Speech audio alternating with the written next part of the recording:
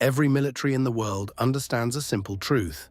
In sustained combat, the ability to repair damaged equipment is as important as the ability to produce new equipment.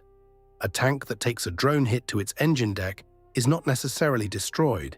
If a skilled mechanic can reach it, replace the damaged components, and return it to service within days, that tank fights again. A BMP with a blown track is not scrap. If an armored recovery vehicle can tow it to a workshop where technicians can weld a new track, replace the road wheels, and send it back to the front, that BMP carries soldiers into battle again. Russia's field repair capability is what keeps its battered army on the front line. For every Russian tank that Ukrainian forces destroy completely, turret blown off, hull burned out, crew killed, there are 2 or 3 others that are damaged but recoverable. A hit to the optics, a broken track from a mine, engine damage from an FPV drone that struck the deck but did not penetrate to the ammunition. These vehicles are towed to field repair depots where Russian mechanics, trained specialists whose skills take years to develop, work around the clock to return them to combat service. Destroy the repair depot, and you do not just destroy the vehicles inside it. You destroy every vehicle that would have been repaired there in the coming weeks and months. You destroy the repair capability itself, and most critically, you destroy the mechanics, the irreplaceable human beings whose knowledge, experience, and skill keep Russia's aging, battered fleet of armored vehicles functional. Just days ago, Ukrainian forces did exactly that, and the result was one of the most strategically significant strikes of recent weeks. The target was a field repair depot that Russian forces had established in an industrial zone in eastern Ukraine. A complex of factory buildings, workshops, and storage areas approximately 25 kilometers behind the front line. The site had been selected by Russian logistics officers for practical reasons. The buildings were large enough to house armored vehicles. The concrete floors could support the weight of tanks. The overhead cranes installed for the factory's original civilian purpose could lift turrets and engine blocks, and the site was connected to the road network by multiple routes that allowed damaged vehicles to be towed in from across the sector. Ukrainian intelligence first detected the site approximately 3 weeks before the strike. A Ukrainian reconnaissance drone conducting a routine surveillance sweep of the Russian rear area observed unusual activity at the industrial complex. Heavy vehicle tracks leading to the buildings, the distinctive thermal signatures of welding operations visible through gaps in the walls, and a perimeter security detail that suggested military significance beyond a standard logistics point. Over the following days, Ukrainian intelligence built a detailed picture of the facility. Drone surveillance, conducted at varying times and from varying angles, confirmed the scope of the operation. The site contained at least 4 large workshop buildings, each capable of holding 4 to 6 armored vehicles simultaneously. A vehicle staging area outside the buildings held additional vehicles awaiting repair or recently completed. A parts storage building contained spare tracks, road wheels, engine components, armor plates, and electronics modules. A fuel storage point held diesel for the vehicles and generators, and a small administrative building housed the depot's command staff and planning section. Most importantly, the surveillance revealed the scale of the human capital concentrated at the site. Over the course of a week of observation, Ukrainian analysts counted and tracked the personnel, identifying approximately 80 to 90 individuals working at the depot, the majority of them technical specialists recognizable by their work clothing, their tools, and their interaction with the vehicles. These were not infantry soldiers. These were trained mechanics, electricians, welders, and engineers, men who had attended technical military schools, who had years of experience maintaining armored vehicles, and whose skills were among the scarcest and most valuable resources in the Russian military. Stay with this. The decision to wait, to watch the depot fill with vehicles and specialists before striking, was a calculated choice that multiplied the impact of the strike by an order of magnitude. The Ukrainian brigade commander, who was briefed on the intelligence, recognized something that distinguished this target from every other target in the sector. It was a regenerating asset. Every other Russian target, a tank, a trench, a command post, represented a one-time loss when destroyed. The repair depot represented an ongoing capability, a facility that, if left intact, would return dozens of damaged vehicles to combat service over the coming months. Destroying it would not just eliminate the 20-odd vehicles currently inside, it would eliminate every vehicle that would have been repaired there in the future. The commander made the decision to wait. He ordered the intelligence team to continue monitoring the depot, tracking the flow of vehicles in and out, and identifying the pattern of operations. When the depot was fullest, when the most personnel were present, when the conditions for a strike would produce maximum damage, the pattern that emerged over a week of observation was clear. The depot operated around the clock, but activity peaked during daylight hours when the majority of the technical staff was present, and major repair operations, engine replacements, turret work, welding, were conducted. Vehicle deliveries tended to arrive in the early morning hours, when damaged vehicles were towed in from the front line under cover of darkness. The depot was fullest, both in vehicles and personnel, between approximately 0800 and 1700 hours on days when a new batch of damaged vehicles had arrived overnight. The strike was timed for a morning when surveillance confirmed a peak concentration. 22 vehicles inside the workshops and staging area, including 5 tanks in various stages of repair, 8 BMP and BTR variants, 3 self-propelled artillery pieces undergoing maintenance, and 6 trucks and support vehicles. Approximately 85 technical and logistics personnel were confirmed on-site through thermal counting and vehicle arrivals. The weather that March morning was typical of the early spring. Overcast skies, temperature around 3 degrees above freezing, the ground outside the industrial complex muddy and waterlogged from the seasonal thaw. Low cloud cover grounded Russian fixed-wing reconnaissance, but Ukrainian surveillance drones continued to operate beneath the cloud base, providing real-time targeting data. The March weather had actually been an advantage for the depot's operations, and paradoxically, it was also the reason the depot was so full when Ukraine struck. The early spring mud season had been generating an extraordinary volume of damaged vehicles across the front. Tanks and BMPs that attempted to maneuver in the softening ground through tracks, damaged suspension components, and strained engine systems trying to pull through waterlogged terrain. Trucks that slid off rain-slicked roads required bodywork and axle repairs. The seasonal thaw was, in effect, working as a force multiplier for Ukrainian defenses, damaging Russian vehicles even without combat. And the repair depot was overwhelmed with the backlog. Russian logistics officers had been bringing in additional vehicles all week, and the depot's workshops were full beyond normal capacity. Vehicles were parked in the open staging area because there was no room inside the buildings. Mechanics were working double shifts. The depot's commander had requested additional technicians from the rear, a request that fortunately for those technicians had not been fulfilled before the strike arrived. The irony was precise. The same spring thaw that was damaging Russian vehicles and filling the depot with work was also providing the overcast skies and low cloud that Ukrainian drones used to maintain surveillance without detection. The weather that created the target also created the conditions to destroy it. Which target is more strategically valuable, destroying a Russian tank on the front line, or destroying it in a repair depot along with the mechanics who could fix 10 more? Tell us in the comments. The strike package was designed for maximum simultaneous destruction across the entire depot complex. HIMARS would hit the workshop buildings, where the majority of vehicles and personnel were concentrated. Long-range artillery would target the staging area, parts storage and fuel point. FPV drone teams would engage any vehicles that attempted to flee the complex during the bombardment. At 09:15, when surveillance confirmed peak activity inside the workshops, the strike commenced. 4 HIMARS rockets struck the 2 largest workshop buildings in a salvo spaced over 12 seconds. The first rocket penetrated the roof of Workshop 1, a building containing 3 tanks and 2 BMPs in various stages of repair, and detonated inside the structure. The explosion was amplified by the confined space and by the fuel and ammunition present in the vehicles being serviced. Tanks undergoing repair typically have their fuel tanks filled for engine testing. Some had partially loaded ammunition racks. The HIMARS warhead triggered a cascade of secondary detonations that tore the workshop apart from the inside. The roof collapsing, the walls blowing outward, fire engulfing every vehicle and every person inside. The second HIMARS impact hit Workshop 2, which contained 4 BMPs and a self-propelled howitzer. The same pattern repeated.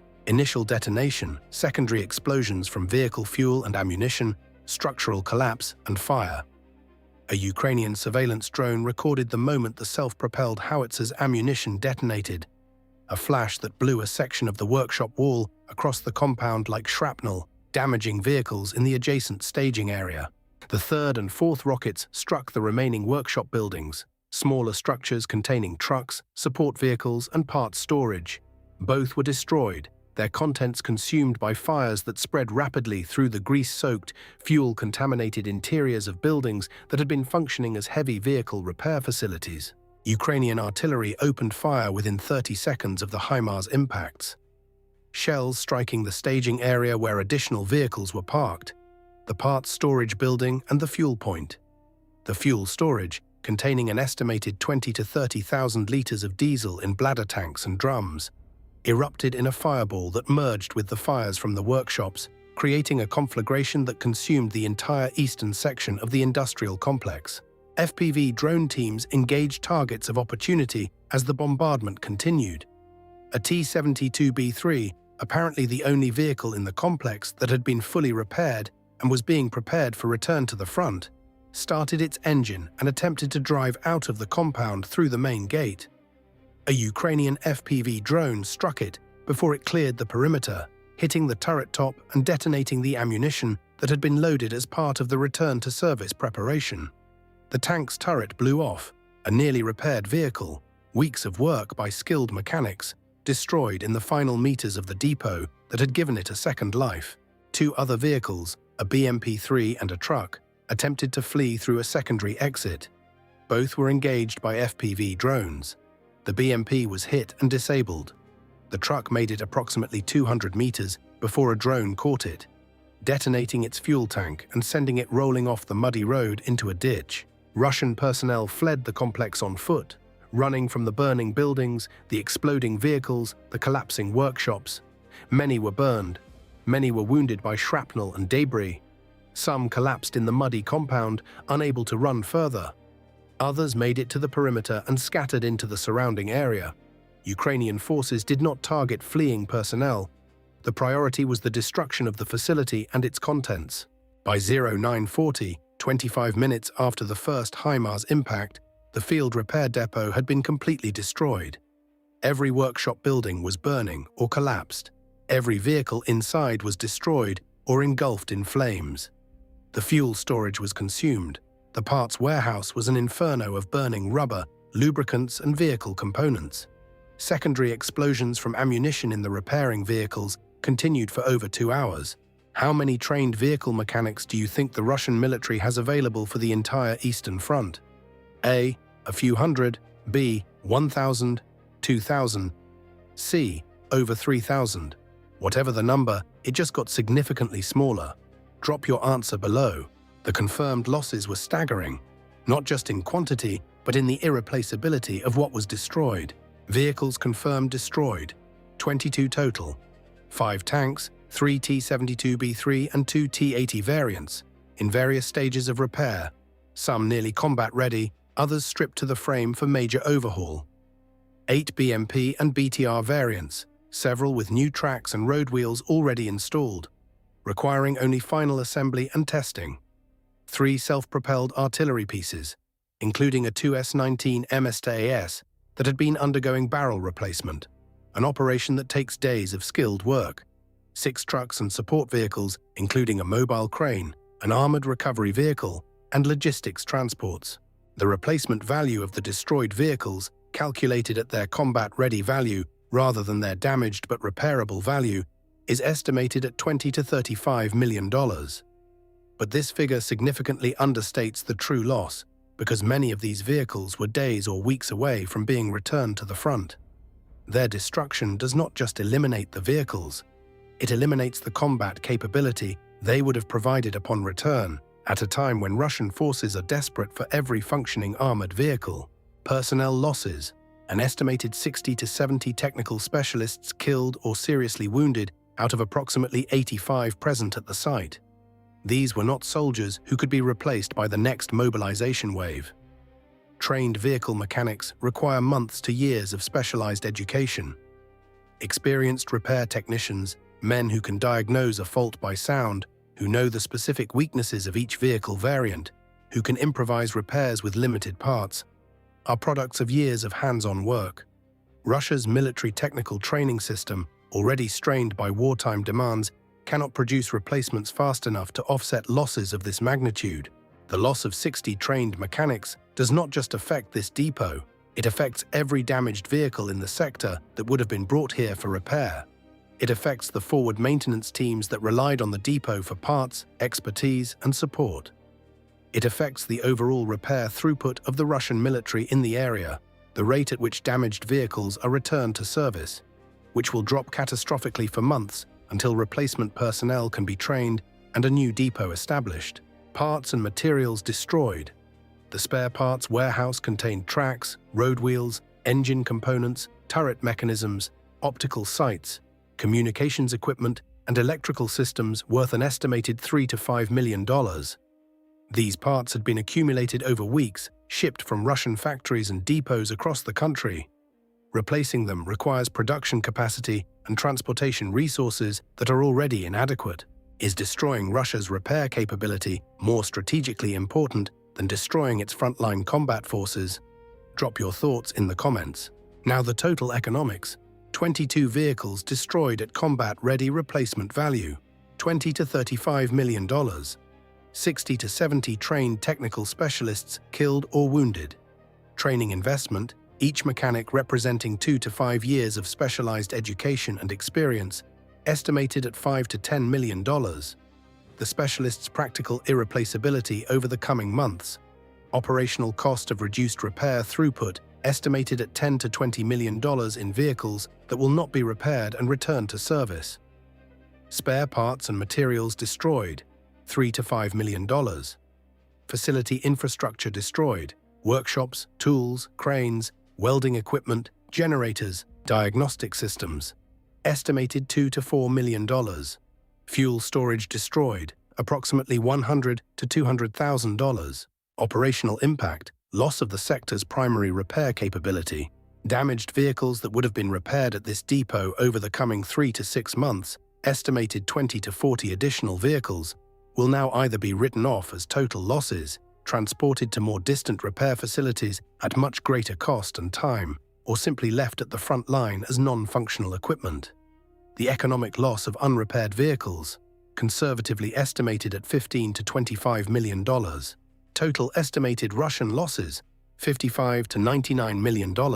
Ukrainian expenditure, HIMARS rockets, artillery ammunition, FPV drones, and 3 weeks of surveillance drone operations, estimated $3 to $5 million. $5 million to destroy $99 million in Russian military assets and repair capability. A cost-exchange ratio of approximately 20 to 1. And unlike most strikes, where the damage is measured in immediate losses, this strike's impact will compound over months, as every damaged vehicle in the sector that cannot be repaired becomes a permanent loss, rather than a temporary one. If facts like these prove that Ukraine is attacking not just Russia's military, but its ability to sustain a military-type truth in the comments. What critical Russian infrastructure should Ukraine target next? Tell us below. The field repair depot was not unique. Russian forces operate similar facilities across the occupied territories, each one a concentration of irreplaceable technical expertise and recovering equipment. Ukrainian intelligence is searching for them, studying them, and adding them to targeting lists. The destruction of this depot sends a clear message to every Russian mechanic in Ukraine. Your workshop is not safe, your tools will burn, your work will be destroyed, and the vehicles you spent weeks restoring will die in the same flames. Russia's ability to sustain its invasion rests on 3 pillars: production of new equipment, mobilization of new soldiers, and repair of damaged equipment. Ukraine is attacking all 3, destroying production capacity through long-range strikes, destroying mobilized soldiers before they reach the front, and now destroying the repair infrastructure that keeps Russia's battered fleet operational. When all 3 pillars weaken simultaneously, the structure they support, Russia's occupation of Ukrainian territory, becomes unsustainable. The 22 vehicles that burned in the depot were not just metal. They were weeks of labor, months of factory production, and years of mechanic expertise, all converted to ash in 25 minutes. The 60 mechanics who were killed or wounded were not just soldiers. They were the hands that kept Russia's war machine running, and without them, the machine runs slower, breaks down more often, and moves one step closer to the day when it stops running altogether. 3 questions before you go. First, if the destruction of one field repair depot eliminates Russia's ability to repair vehicles in an entire sector for months, how many similar depots exist across the front? And what happens to Russia's armored forces when Ukrainian intelligence finds and destroys them all? Second, trained vehicle mechanics take years to develop and cannot be replaced by mobilization. If Russia loses 60 specialists in a single strike, and similar strikes are being planned across the front, at what point does Russia's military lose the technical capability to maintain its equipment, regardless of how many vehicles the factories produce? Third, this depot contained vehicles that were days away from returning to combat: tanks with new engines, BMPs with repaired tracks, howitzers with replaced barrels. Every one of those near-complete repairs represents weeks of work erased in seconds. What does it do to the morale of the Russian technical corps when they learn that their painstaking work can be destroyed faster than they can complete it? Think about that. Subscribe to Steel Command, share this video.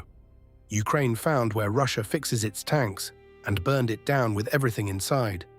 The mechanics are dead, the vehicles are ash, and Russia's ability to sustain its invasion just got weaker by one depot, 22 vehicles, and 60 irreplaceable pairs of hands.